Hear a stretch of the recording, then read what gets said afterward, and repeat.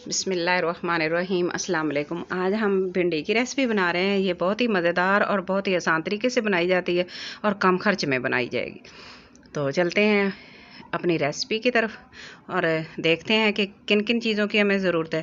میں نے بھنڈی لی ہے آدھا کلو اور اس کو میں نے اچھی طرح دھو کے خشک کر لیا اور اس کی کٹنگ کر لی، اور میں نے 3-4 پیسز رکھ لیے ہیں آپ کو دکھانے کے لیے، آپ کے سامنے کٹنگ کرنے کے لیے کہ کیسے ان کی کٹنگ کرنی ہے۔ اب چھوٹے جو بالکل چھوٹے 1 انچ کے پیسز ہیں بھنڈی کے، ان کو ہم ایک آگے پیچھے سے تھوڑا سی کٹنگ کریں گے اور اس کو ویسے رکھ لیں گے۔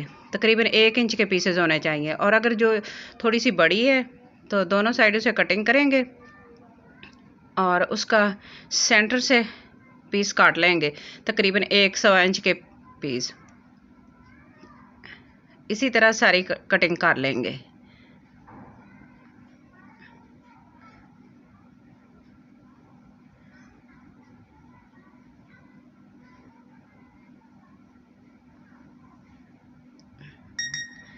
تو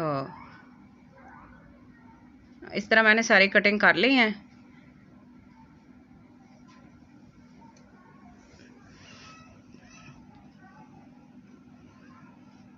اور باقی اپنے سٹیج کی طرف جاتے ہیں، ساری چیزیں دیکھتے ہیں ایک نظر، اور پھر جیسے ہی ہم اس کو استعمال کریں گے تو ساتھ ساتھ میں آپ کو ان کی جو بھی کوانٹٹی ہے وہ آپ کو ساتھ ساتھ بتاتی جاؤں گی۔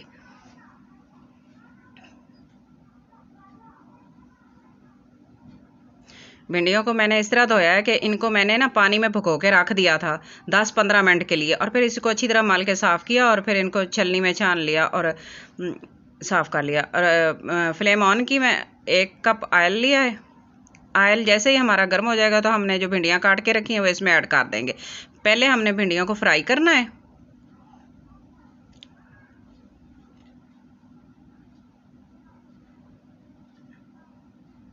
5 منٹ اس کو میڈیم فلیم پر فرائی کریں گے تاکہ اچھی سی گولڈن سی ہو جائیں۔ زیادہ کرسپی تو نہیں کرنی لیکن تھوڑی سی براؤن ہو جائیں۔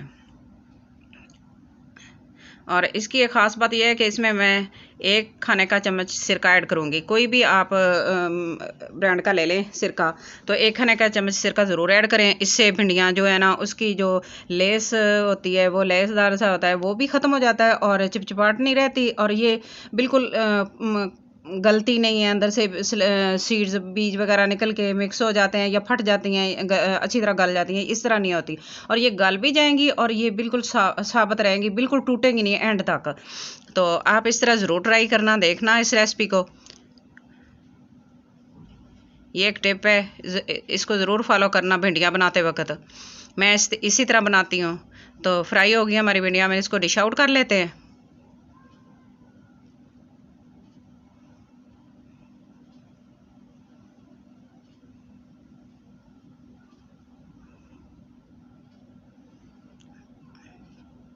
یہ فل کوک ہو گئی ہیں۔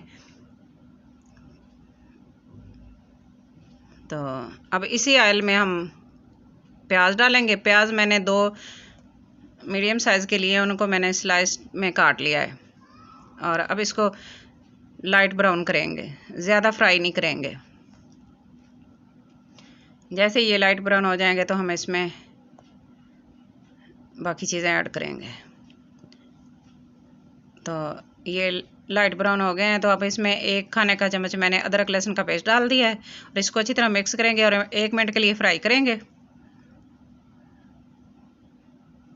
اور 1 میڈیم سائز کا ٹماٹر ڈال دیں گے، ساتھ ہی 1 ٹی اسپون نمک ڈال دیں گے۔ نمک آپ اپنے ٹیسٹ کے مطابق کم یا زیادہ کر سکتے ہیں۔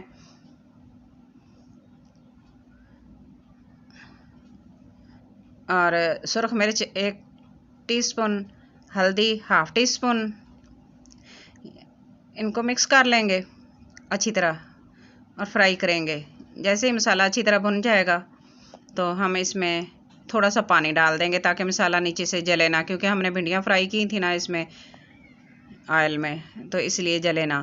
تو زیرہ پاؤڈر اور کالی مرچ کا پاؤڈر ڈال دیں گے، دھنیا پاؤڈر ڈال دیں گے، 1 खाने का चम्मच मैंने 1 टीस्पून धनिया पाउडर लिया और 1 खाने का चम्मच मैंने लेमन जूस लिया। ये सारी चीज़ें ऐड कर देंगे और 6 से 7 मिर्चें लेके सब उनको मैंने बारीक चॉप कर लिया।